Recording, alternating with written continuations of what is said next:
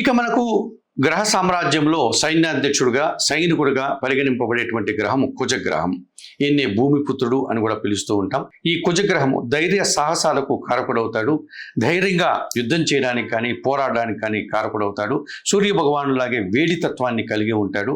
ఎర్రటి రంగును కలిగి ఉంటాడు. పైగా ఈయన కోపతత్వాన్ని కూడా కలిగి ఉంటాడు. నిరంతరం కష్టపడుతూ పోరాడేటువంటి తత్వం కలిగి ఉంటాడు. ఎదుటివారు ఏదైనా ఒక మాట అంటే మాటపడే తత్వాన్ని ఈయన ఒప్పుకోడు.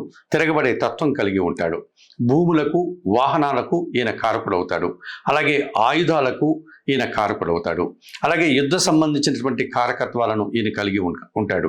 అనగా దేశ సరిహద్దుల్లో కానీ కుటుంబంలో కానీ చుట్టుపక్కల వారితో కానీ ఈ రాష్ట్ర సరిహద్దుల్లో కానీ ఈ గొడవలు యుద్ధాలు పోరాటాలు వీటికన్నిటికీ ఈయన కారకుడుగా మనం చెప్పుకోవచ్చు. అలాగే ఈ రియల్ ఎస్టేట్ రంగంలో సంబంధించినటువంటి వాటిలో ఈయన ప్రధానమైనటువంటి భూమిక పోషిస్తాడు. ఈ కుజుడు బాగుంటే రియల్ ఎస్టేట్ రంగంలో మంచి వారు ఆధిపత్యాన్ని లాభాలని అందుకోగలుగుతారు. కుజుడు గన బాగా లేకపోతే వారి జాతక చక్రంలో వీరు ఈ రియల్ ఎస్టేట్ రంగంలో నష్టపోతూ ఉంటారు. లేకపోతే వాటికి సంబంధించిన కోర్టు కేసుల్లో ఇరుక్కుంటూ ఉంటారు.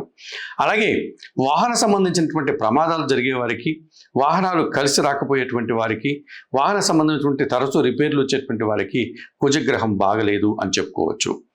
వివాహ సందర్భాల్లో కూడా ఈ కుజగ్రహం యొక్క ప్రధాన లక్షణం మనం కలిగి ఉంటాం.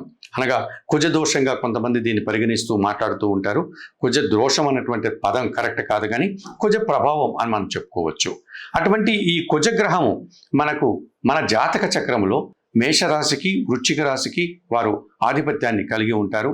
మకర రాశిలో ఆయన ఉచ్చ స్థానాన్ని పొందుతాడు. కర్కాటక రాశిలో ఆయన నీచపడతాడు.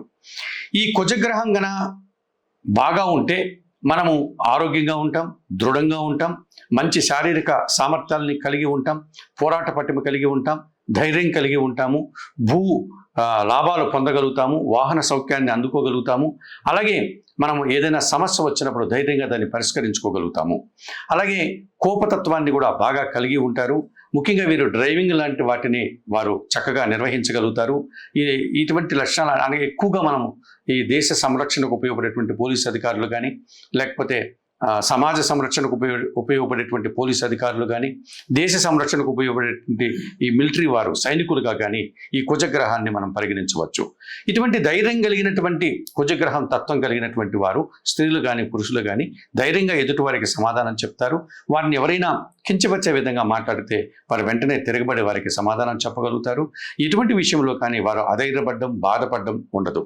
కుజగ్రహం బాగలేనప్పుడు మనకు ప్రమాదాలు జరగడం, వాహన ప్రమాదాలు, ఆపరేషన్లు జరగడం ఇలాంటివి జరగడానికి అవకాశం ఉంటుంది. అలాగే ఈ కుజగ్రహాన్ని మనం సానుకూలపరచుకోవడానికి ఈ కుజగ్రహానికి అధిష్టాన దేవత అయినటువంటి సుబ్రహ్మణ్య స్వామిని ఆరాధించాలి. అలాగే సుబ్రహ్మణ్య స్వామికి అభిషేకాది కార్యక్రమాలు నిర్వహించాలి. ఈయనకు ఎరుపు రంగు ఇష్టం గనక ఎర్రటి పూలమాలను సమర్పించడం, అలాగే ఎర్రటి పన్నును నైవేద్య సమర్పణ చేయడం, సుబ్రహ్మణ్యాష్టకము, సుబ్రహ్మణ్య కరావలంబ స్తోత్రం లాంటి స్తోత్రాలు చదువుకోవడం, ఈయనకు నిర్దేశించినటువంటి ధాన్యము కందులు, ఈ కందుల్లో కూడా ఎర్ర కందులను దానం చేయడం వల్ల ఈ కుజగ్రహం అనుకూలిస్తుంది. ఈయనకు మంగళవారం రోజు నిర్దేశించిన వారంగా చెప్పుకోవచ్చు. ఈయనకు సంబంధించినటువంటి సంఖ్య 9.